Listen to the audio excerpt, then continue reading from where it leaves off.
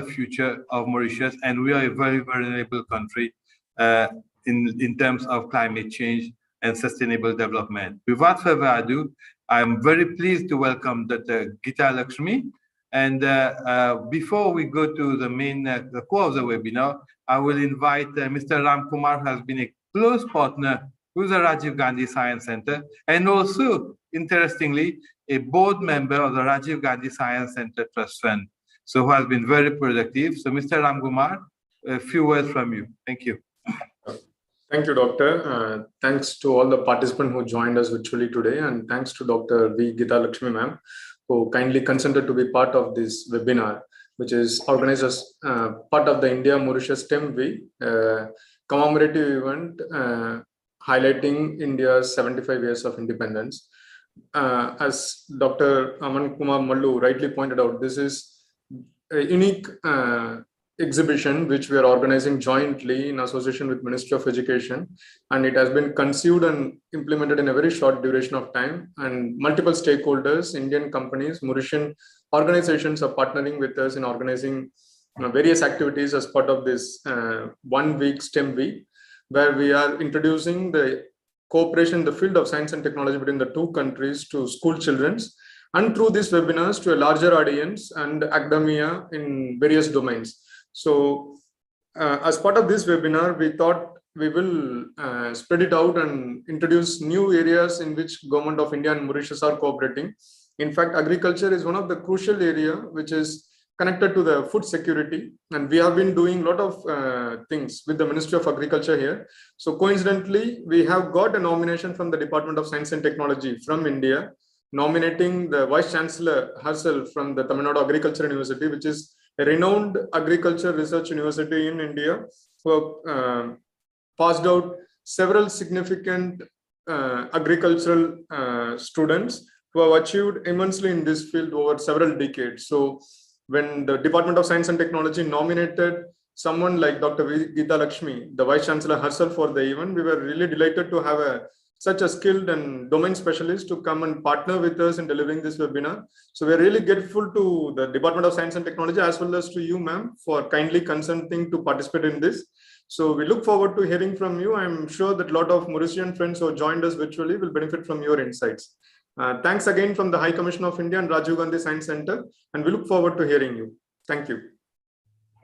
Thank you very much. Thank you very much, Mr. Ram Kumar.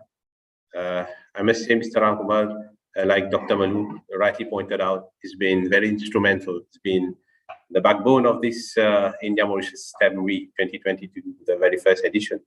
So we are very pleased. We are very pleased to have in our midst today Dr. Velingiri Geeta Lakshmi, Vice Chancellor in Tamil Nadu Agricultural University, India, and also expert in the field of agricultural meteorology. So Dr. Geeta Lakshmi has been instrumental in creating many MSc and PhD programs in agricultural meteorology. She has also conducted so many research programs at doctoral levels and postdoctoral levels also. She established research collaboration with more than 40 institutions across 5 continents in the globe, successfully completed 21 externally funded research projects worth 58 crores, developed 8 management technologies, and published more than 120 research papers in journals, also offered around 11 books and 35 book chapters. So I'm not going to take too much time, and I think all of us here would like to hear Dr. Geeta Lakshmi. So on to you, madam, please, and wish you all the best. Thank you very much. And it's a great opportunity for me to talk to the people in Mauritius. And I take this opportunity to especially thank Mr. Ram Kumar, who had provided me this opportunity, and also special thanks to Rajiv Gandhi Science Center, and also High Commission of India and DST for considering me to deliver this particular talk. Just give me a moment. I would like to share my slides.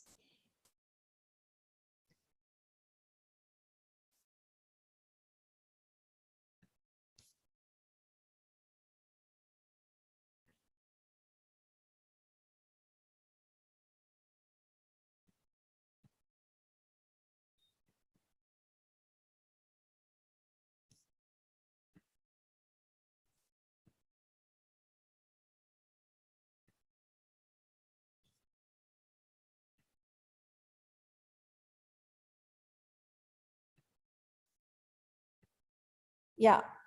Can anyone confirm the slides are visible?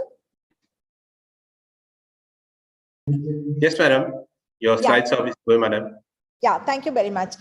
So it's a pleasure again to talk to you about the climate resilient agriculture for food security under the changing climate and variable climatic situation. So I've been working on this climate change related aspects for quite a long time, especially its impact on agriculture as well as food security. Just because I was told that some of the school kids and also some of the youngsters are also joining, I thought to give a brief introduction on climate change and climate variability would help them in understanding the subject when I take it forward for the next 30 minutes. We have two different terms. One is weather, other one is climate. Weather is just short-term changes in the atmospheric condition, whereas climate is the permanent change that has already happened over a long period of time. That is what is climate change and weather and climate. And if you just see, there is one year-to-year variations are seen here. So that is, we call it as climate variability. Whereas if you just see the trend, actually the temperatures are taken higher and higher. So already we are seeing that almost close to 1 degree increase in temperature. So this change has permanently occurred. That is what we call it as climate change. So climate variability is short-term changes. Climate change is permanent change. So that's what we want to clarify here. So coming to some of the important things which the children should know: global temperature rise and sea level rises. Like this is the global temperature rise. You can just see the global temperature rise has started over 100 years now, and the major changes have occurred only after 1960s, where the industrialization has started happening over the global level.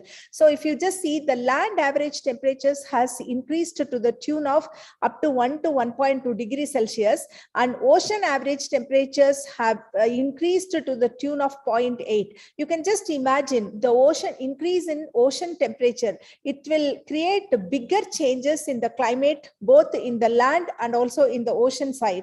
So the ocean temperatures have already increased to a tune of 0.8 degrees Celsius. The satellite data also shows that the sea height variation is also increasing. That means the volume of the sea water is increasing.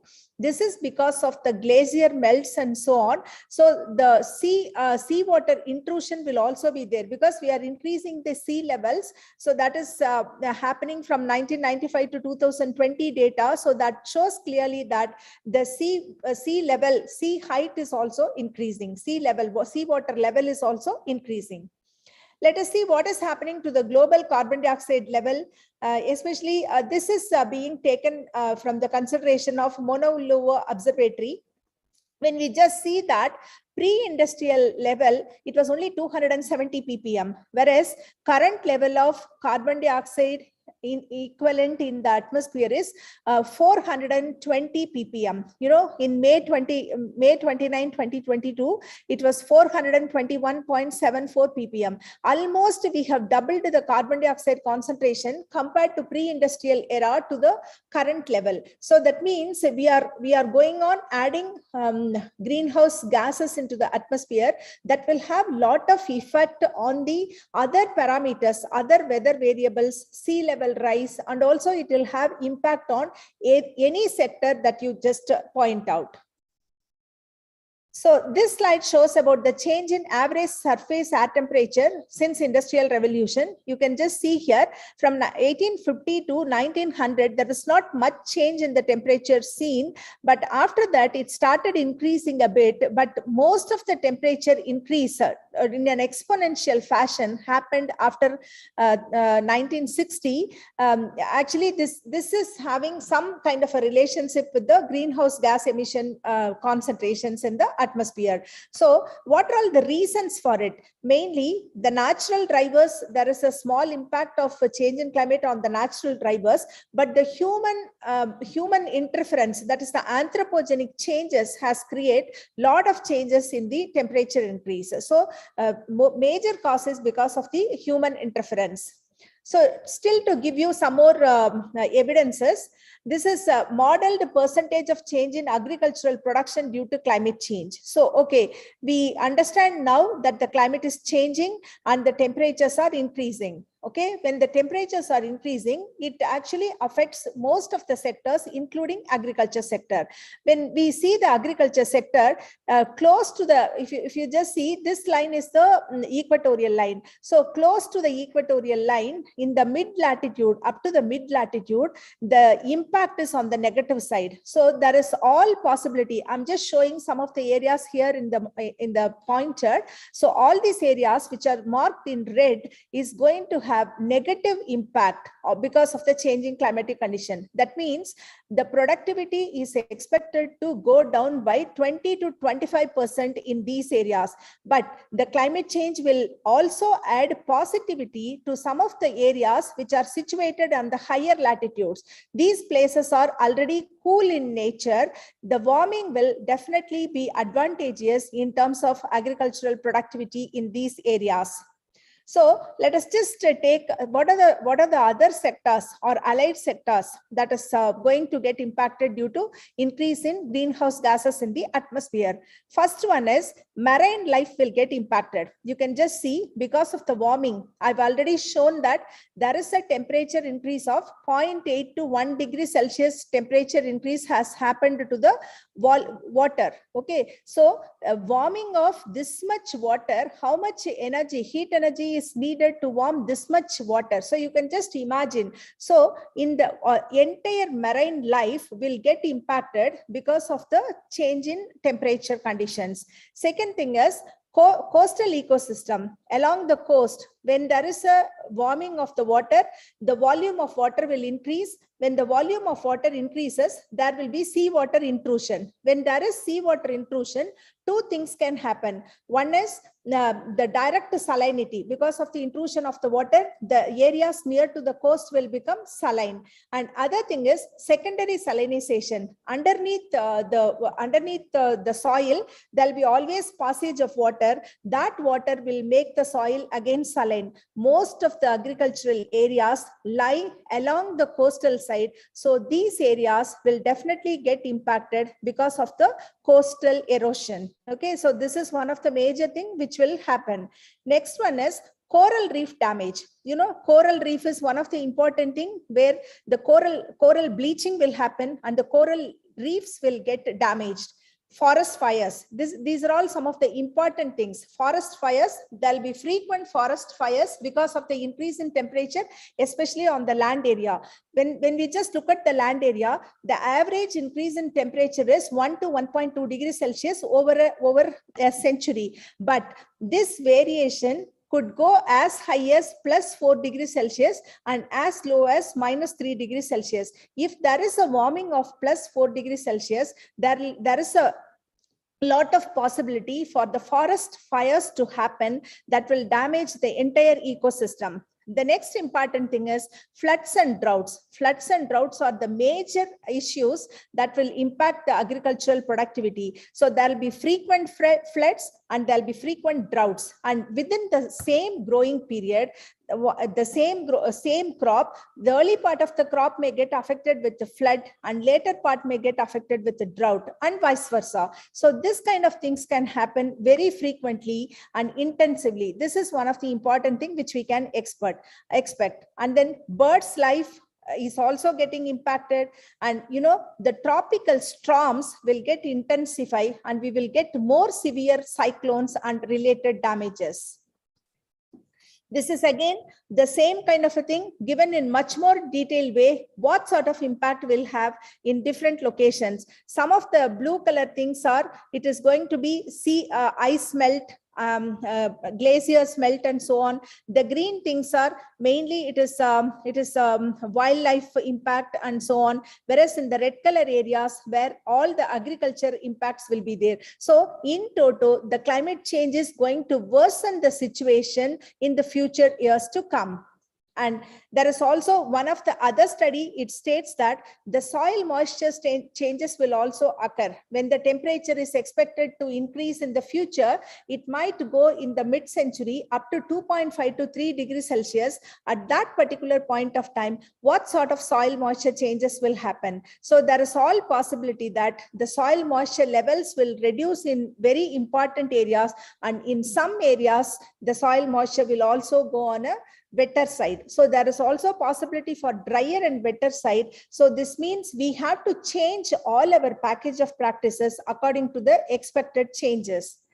This is one slide which is actually depicting percentage change of yield between present and in the mid-century. Mid-century is around 2050. So what will happen to the crops productivity, agricultural productivity in different areas? Coming to the areas in red, you can just see most of the areas which are agriculturally very viable are going to get impacted, and the yield levels are going to be lowered by 25 to 30%. So this is a great concern for the people and its food security. On one side, the population is increasing at a rate of 1.13% per annum. On the other side, our productivity is expected to decline by 25% by 2050. So there is going to be greater shortage for food. So we need to get prepared, and we need to see ways and means to mitigate the changes in climate and to stabilize our food productivity. So this is yet another hunger map produced for 2020. You know, this is the present map. It was produced already. A country like India, from 5 to 10% of the people are still with the not proper food. So that means you can just see the other places as well. Though we are in the current era of food security, but still there are few people, 5 to 10% of the people are not having enough food for their livelihood. This is one of the important slides, that is social and economic impact of climate change. The first thing is the cost of adapting coastal areas to the rising sea levels is going to be much more higher. I just told you, because of the increase in temperature, the volume of the water will increase, and that will intrude, and there will be coastal erosion. When we start adapting to it, the rising sea level, we have to have more cost for adapting to those situations. So the cost of adaptation is going to be much more higher, and it will be rising in the future.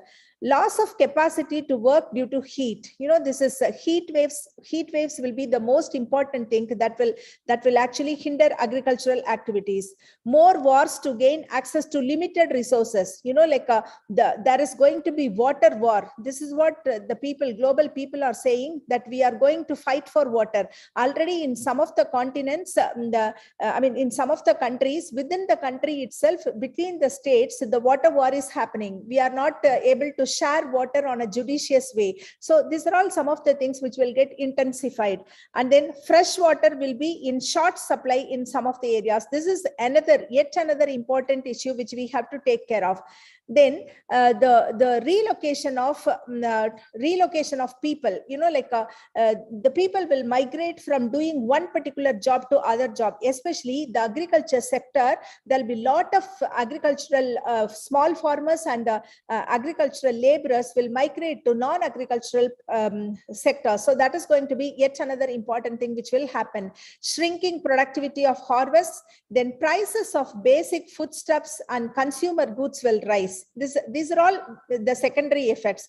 Extreme meteorological events, this will cause widespread poverty in the days to come. Not only that, the diseases, the plant diseases, pests, which are minor, that will become the major ones because of the change in temperatures and so on.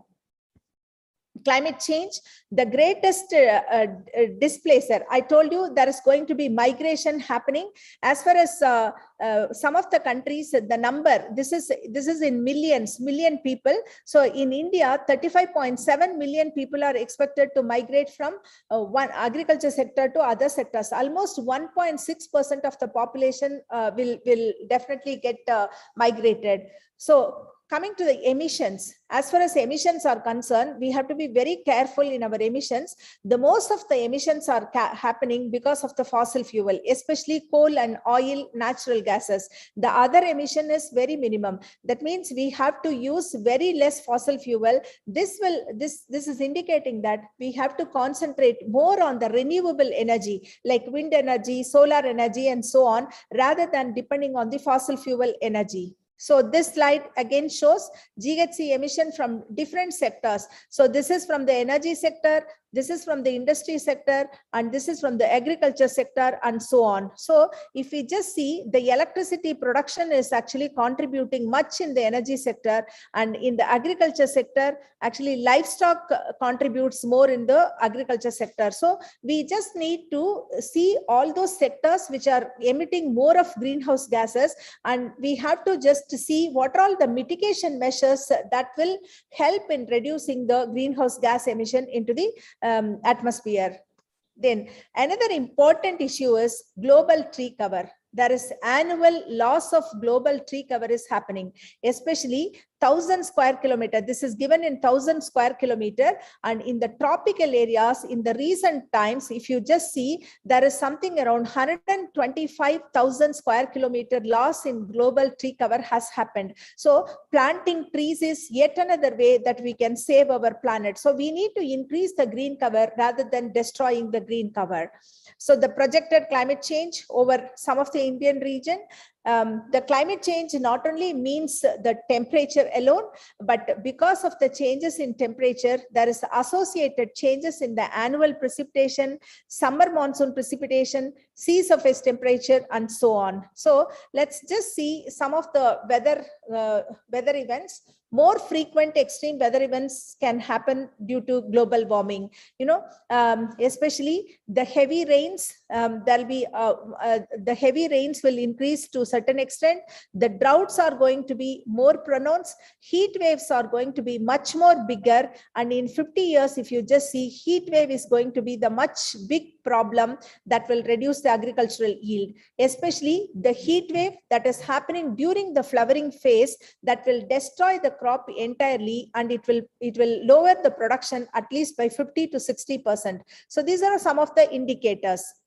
Vulnerability of Indian agriculture to climate change. You can just see the western part of India is highly vulnerable. Like this, we have studies conducted for each and every country. So we need to just focus on which are all the areas which are highly vulnerable for the changing climatic condition, and we have to pay more attention towards those areas for mitigating the changing climatic conditions. I'm just showing some of the case studies in India. So this is the drought incidents where the droughts can happen. So the drought can happen in these parts. In the case of eastern part, the drought is not a major problem, whereas in the western and southern part, drought is the major problem. And this again, areas prone to flood, again we have mapped it.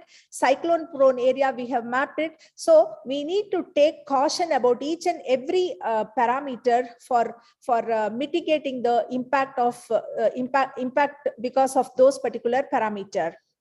So this is 2019 is year of extreme. We just done one study was taken up from 1901 to 2019. What has happened? What is the intensity of extreme weather events? And it is very heartening to note that in the recent time period, the impact of extreme weather events, the intensity of extreme weather events, and the frequency of extreme weather events are much more higher. Though the death toll have come down because of the precautionary measure, now we have got very well accurate weather forecasting system. These things are helping us in reducing the death rates, but at the same time we are not able to control the loss of property. Loss of life only we could able to control. So this is again another slide on the sea level rise. Okay, now let me just come to what are all the specific impact. I'm just going to give some case studies with reference to Indian context because of the changing climatic condition. The spatial shift in crop potential. For example, in some of the areas rice were grown, that is replaced by maize crop. And in some of the areas where maize is the major crop, that has been replaced by soybean crop. So like that, there is a shifting of cropping pattern happening due to changes in climate. India requires alternative crops or genotypes tolerant to water stress and high temperature. You know, we are expecting high temperatures in the days to come. And because of the high temperature, the water requirement of the crops are also going to get increased. If a rice crop could be grown with 1,200 millimeters of water, for producing the same quantum of rice, we may require 1,500 millimeters of water in another 20 to 30 years time period. So we have to have some genotypes which can grow rice in less water. At the same time, it can tolerate both drought as well as temperature. So those kind of genetic improvements need to be done. Increase in intensity of rainfall and frequency of flood and drought. So what we have to do is we just have to choose the crops correctly and choose the time of planting accordingly so that we get minimum disturbance from these extreme weather events such as floods and droughts. Reduction in length of growing season is another important aspect. If a crop is taking 115 days to complete its life cycle, in the warmer climate, the crop will shrink its life cycle to 100 days. That means we are losing 15 days of potential photosynthesis that will reduce the yield to a greater extent. Cropping season may shift from one to another. This is again another important point. Seawater intrusion and outbreak of pest and disease. I should tell you, this outbreak of pest and disease is the major issue in the recent times.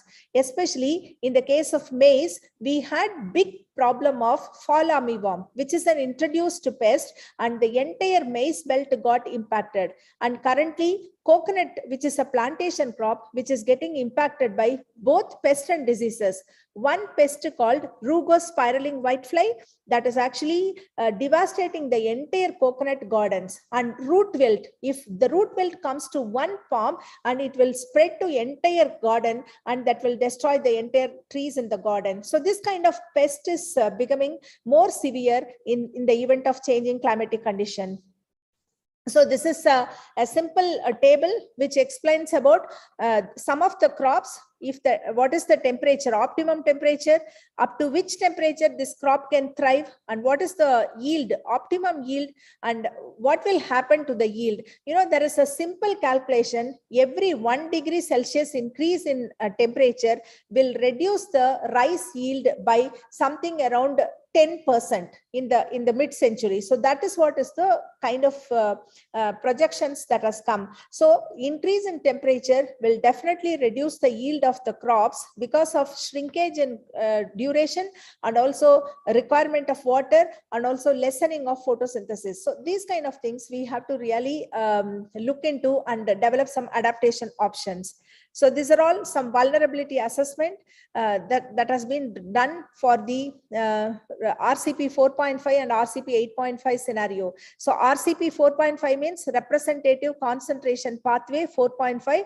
This is the mid-level emission scenario. This is high emission scenario RCP 8.5. So these are all different models that are projecting the change in rainfall pattern. So the percentage change in rainfall, most of the models are predicting that wetter condition in the days to come. When there is a temperature increase, automatically there will be more of evaporation happen from the ocean, and that will induce the hydrological cycle, and we will get more rainfall. But one thing is, though we can be happy that the rainfall quantum is going to be increased, but the problem would be timing of the rainfall and also the distribution of the rainfall. So there will be more of extreme weather events because of the increase in rainfall.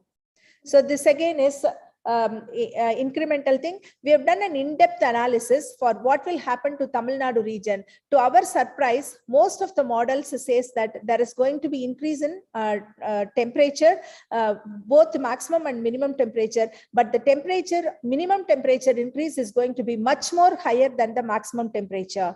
And this is some of the slides I'm going to skip because of paucity of time.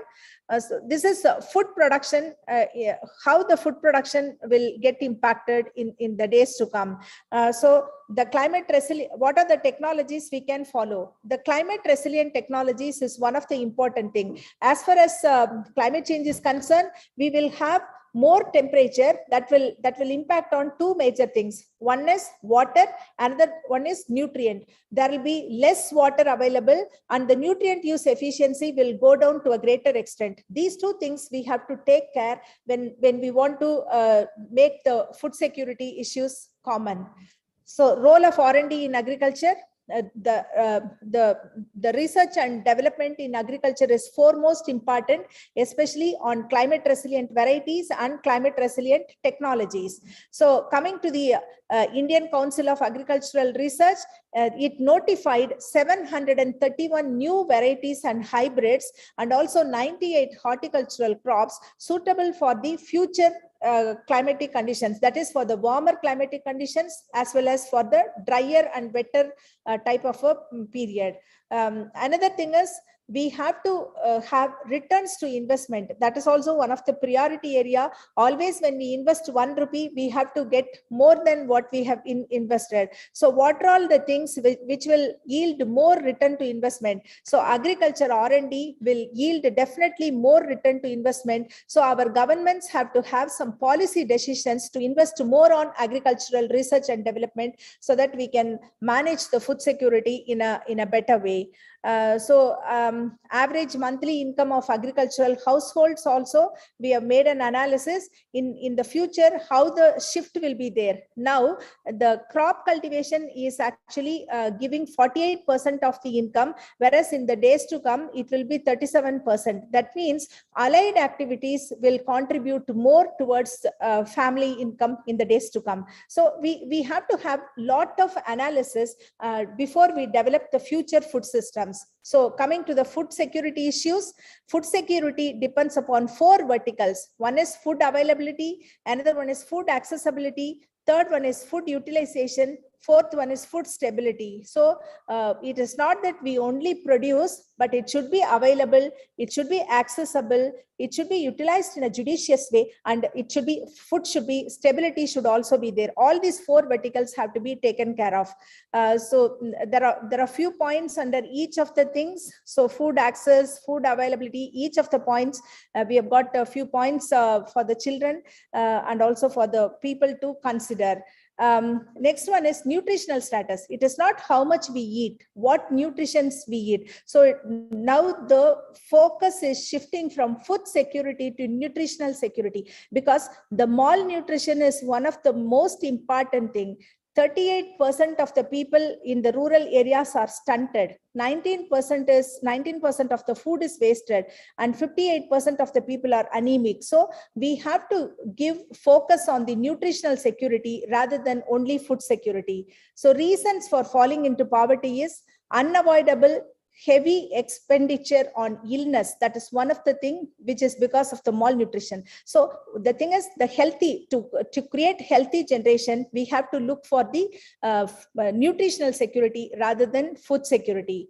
Okay, so the public investment should mostly be on the R&D, and we can just compare different countries. Some of the countries are paying more attention towards R&D rather than the developing countries. So coming to the policy, more R&D should be there, and we have to take care of the population by enhancing their knowledge, and then awareness creation is one of the important issue that we need to take it forward for creating the healthy community. I think let me stop here, and I will invite more questions so that we can have some interactions. Thank you very much.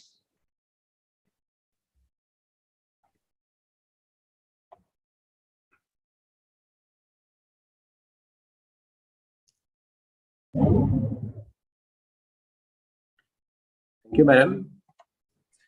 Thank you, Dr. Geeta Lakshmi. Yeah. I think your presentation was very insightful. It's very nice, all these details. And the good thing also is it has been quite relevant to our local context, because Mauritius being a small island developing state, we are very much affected by climate change. You've said about droughts, you've said about floods and all this. We've been having these kind of issues in the past. You've talked about the coral reefs, and Mauritius is surrounded by coral reefs nearly everywhere. And we are very much aware of that, about this. The government of Mauritius also is very much aware about the impacts of climate change. So yes, I would like to invite all our attendees here. If you wish to have any question, so please do not hesitate. I know you can write your questions either in the chat box or also in the Q&A. Please send us your questions. I've been asking this. So far, we have not received any question, Dr. Gitalakshmi. So maybe if you can, if you would like to proceed with some, I have one question which is coming. So I have one question which is about how can we train about future peasants for this climatic change? So how can we train about future peasants for this climatic change? Can you just say it again, please? How can we train about future peasants for this climatic change? Okay. How can we train the future peasants? Okay. The thing is, like, one thing is, like, we have got different models to understand how the climate is changing and all. Especially each and every country is developing some of the models. For example, UK has developed, UK Metaphys has developed some models. India has developed some models, and also the Italy, they have developed with GFDL model. So those models are saying we can just use those models to identify what type of changes we can expect in a specified places. For example, in terms of change in temperature, in terms of change in rainfall pattern, in terms of change in sea level, in terms of change in extreme weather events, all those things we can model it. So we have got the global circulation models, and also we have got regional models to look at the place and to look at a location, what changes we can expect from time to time. For example, at the decadal level, and also even if we want to have some 5 years level, also pentad level or decadal level, we are trying to understand the changes. Okay, we have a second question. So we are complaining about climate change. Is there any opportunities we can seek from climate change? So turning the problem into an opportunity. Yes, right. That's a very great question. Climate change is not only giving troubles, but it is also providing some opportunities. True. One thing is, I already told you, the climate change has negative impact only to the areas very close to the equatorial line. Okay. But at the same time, within the equatorial region, if you have something kind of a high elevated places like mountains and so on, the crop lines, if paddy is grown up to a level of something around 900 or 1000 feet above mean sea level, 1000 meters above mean sea level, then it could be taken up to 1200 to 1300 meters above mean sea level. So some of the crop lines can change. So this is one opportunity which is definitely introducing new crops into a particular area. That is one opportunity we can definitely think of.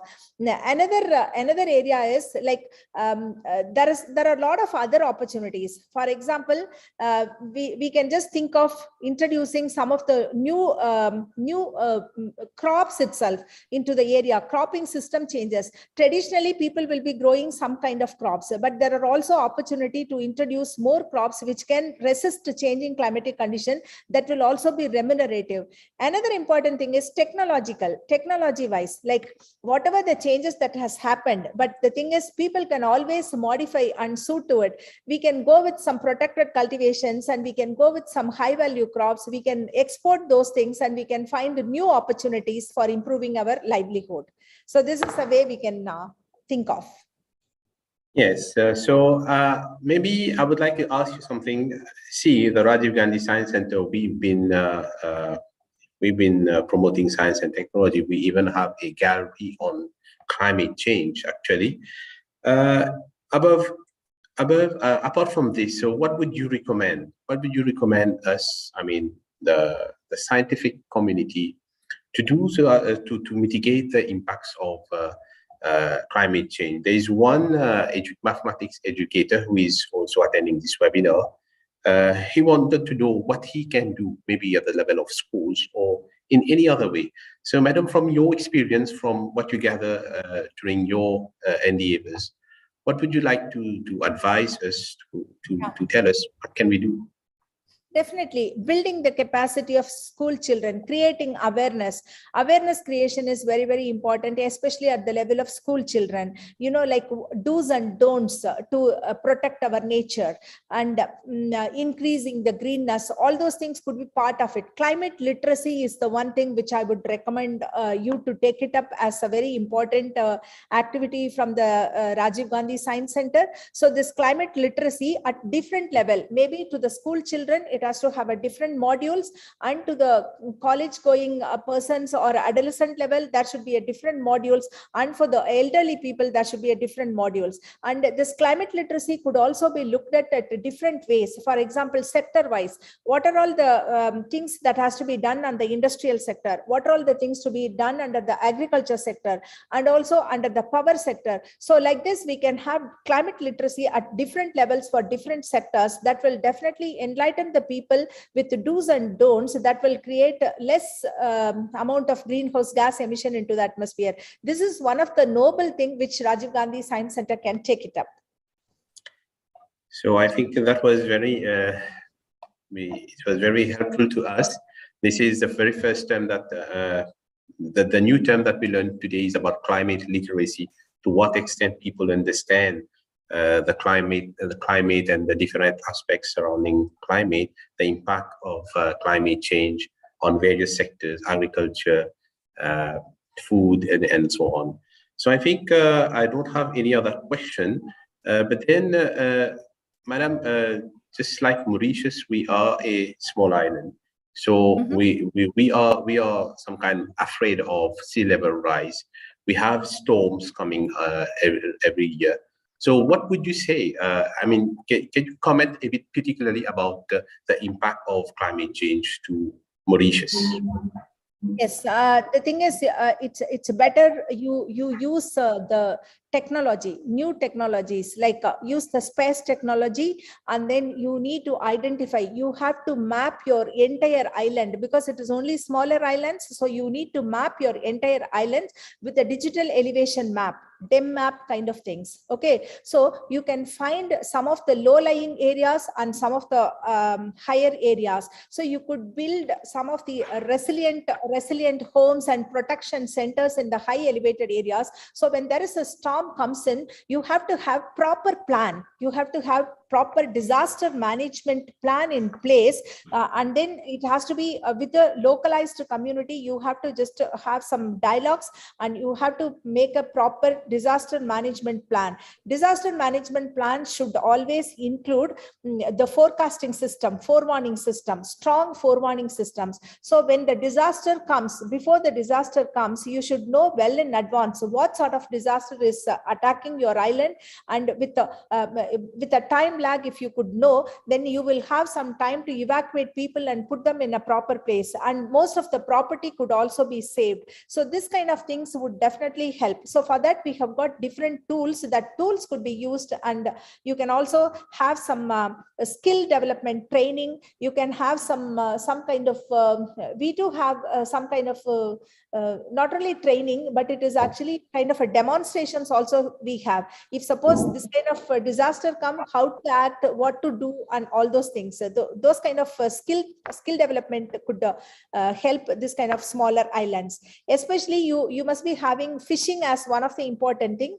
What you could study is, because of the changing climatic conditions, how the fish migration takes place, where the fish populations are there, maybe how far from the land line to the shoreline to the interior, and what depth of the fishes are there, where the fish catch could be more. Those kind of things are also available. So those kind of forecasts will help the fishermen community in improving their livelihood. So there are so many things which you can list, and then that could be part of the Rajiv Gandhi Science Center program that will actually help the people in improving their livelihood. Yes, Madam, today we have some students of the Agriculture Department of our local universities. We have some students from other universities as well. So maybe we have also some academics present here today.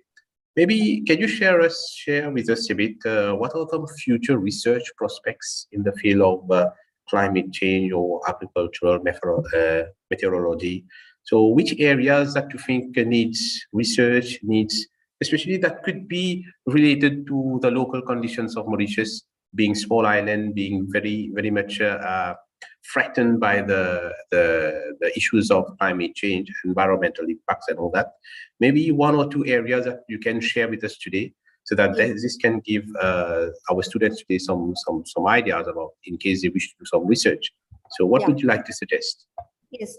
For example, for the agricultural entrepreneurs and also for the agricultural scientists and students, one good thing is they have to definitely look for some of the climate resilient technologies. So the climate resilient technologies, what I mean is, one thing is, if water is going to be stressed in your area, so they have to go with some of the water management technologies that is that uses less water but produces more agricultural produce. For us, there is a slogan, more crop per drop of water. Each drop of water should have more crop. So that is the slogan which we used to have. In the event of changing climatic condition, always there is going to be an issue with the nutrient use efficiency. Currently, the nutrient use efficiency is only 40%. So they can just think of improving the nutrient use efficiency. The recent times, we have got the nano fertilizers, for example, nano urea is coming up. The nano urea and nano fertilizers, it has 80% use efficiency. And also smart delivery system, IoTs, Internet of Things, and robotics, and also big data analysis. These are some of the areas which will definitely help them in minimizing the input, maximizing the use efficiency, at the same time maximizing the yield. So always the new things is people have to look at the emerging technologies, like as I said, robotics. Robotics is one technology that is really coming up very well. Automation in all the field, especially controlled irrigation system and all, we have to go with a lot of automation based on the soil moisture and all those things. Israel, I went to Israel to learn some of the technologies. I was just thinking before landing, Israel is one of the area I'm going to land in a desert, but it is looking like all greenery. I did not find any difference from other countries. So that means they are trying to reuse, reduce. That is the way they use it. So they just use everything economically. Each and every drop of water is recycled so that they get such a lot of greenness in their area. So those kind of innovative technologies, out of box thinking technologies, will definitely help in giving the future agriculture improvement. Now we are thinking about agriculture 4.0, which includes a lot of this IoTs, machine learning techniques, and so on. Especially weather forecasting and customized agro-advisory services are going to play a major role in protecting the entire Mauritius island, as well as improving the productivity of its various sectors. So yes, I completely agree with you. Nowadays, we talk a lot about Industry 4.0 technologies. This is also the emerging technology. You've been mentioning artificial intelligence, data science, robotics, Internet of Things. So I think the coupling of these technologies for the benefit of the agricultural sector and climate provisions and all this, that could be areas where our students can try to go for research and all this. So we are left with around 3 to 4 minutes. Just one last question is, you talk about climate literacy. Maybe is it possible to share, if in case you have any curriculum framework or any what are those matters, what are the topics or the things that could be considered? I think you talk about that. And lastly, probably, what advice would you like to share with us regarding policies when it comes to climate change? I think we have some government officials who are also here connected to us today. Maybe you could comment about policies. Yes, the government has to have a strong policy on increasing the green cover, improving the cover, because now the thing is the green cover decline in green cover is one of the important issues. So increasing the green cover is one of the policy the government should have. And as far as other things are concerned, like they have to subsidize or they have to give support to some of the climate resilient technologies, and they have to give some promotion on some of the kind of protected cultivation and so on. One thing is, there is a lot of price fluctuation is happening, and a lot of things are happening. So value addition is one of the important aspects for which the government can have special policies instead of giving the producers. I'll tell you one good example, which I was actually interacting with the coconut farmers today. Okay, just before coming over here, I was interacting with the coconut farmers. Now the coconut prices have come down to a greater extent. They are selling the coconut 8 rupees, Indian rupees. I'm talking about the Indian rupees, 8 rupees per coconut, which was actually 30 years before the same price was there, and today it has fallen down to this one. Whereas one lemon is actually costing 10 rupees and coconut is costing 8 rupees. That was the hue and cry. Then, there was one successful entrepreneur. He got up and he said he is making all sorts of byproduct, all sorts of products from the coconut. For example, he takes the coconut, makes copra, and then he takes the dry coconut powder, and he keeps so many value additions. Some 70 products are made from coconut, and he's minting money like anything. So people have to concentrate on some of the value addition, so they don't have to bother about the price fluctuations if they can do value addition. So this is one of the area where you can have strong policy and support, especially for the smaller farmers and kind of things. The government can give some subsidy for smaller machineries, mechanization, all those things. They can definitely do it. So there should be policy for that.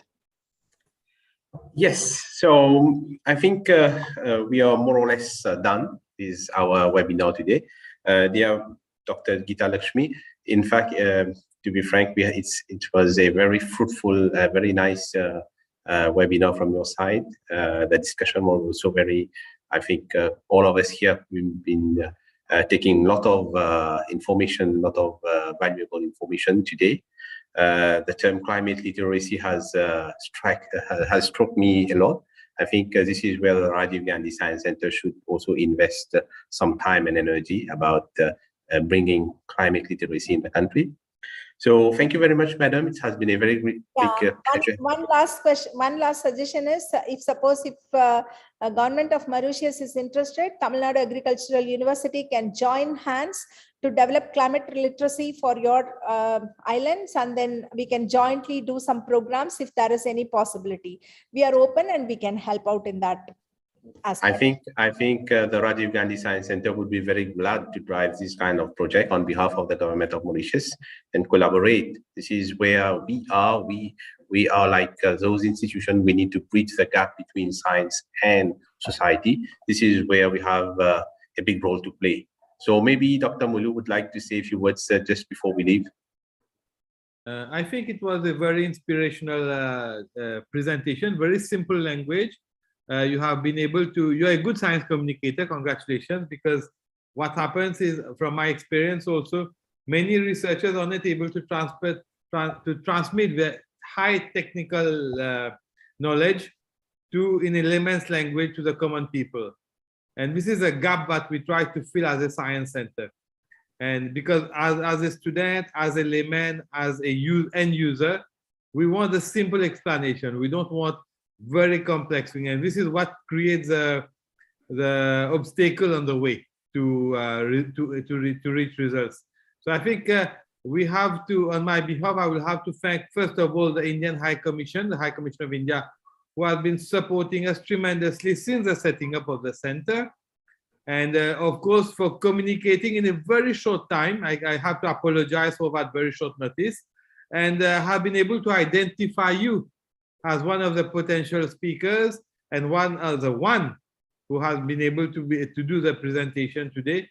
And I think because we have roped in the Ministry of Agriculture and all its bodies that falls under it, I think this has been really a capacity building session in a short term. And I think we can keep on this connection, and with the help of High Commission, we can try to build on this collaboration and see how we can progress in the direction. So I think it was a very successful event. I'm very pleased. Thank you for your time, Dr. Geeta Lakshmi, and thank you for sharing your experience. And I wish you luck in your future career also. And maybe hopefully what we look forward is to meet you physically in the near future if we can make something happen. Yeah, thank you very much. So, for a great opportunity. Thank you very much, everybody, and thank you to all the attendees here today. It has been a real pleasure to welcome you on this webinar. So thank you, and just to let you know that the India Mauritius STEM Week 2022 is happening at the Rajiv Gandhi Science Center. It already started today, and we're now still the 4th of June, and the 4th of June is open for the public. So until then, a very goodbye to you all. Goodbye. Thank you, Doctor. Thank you, Doctor.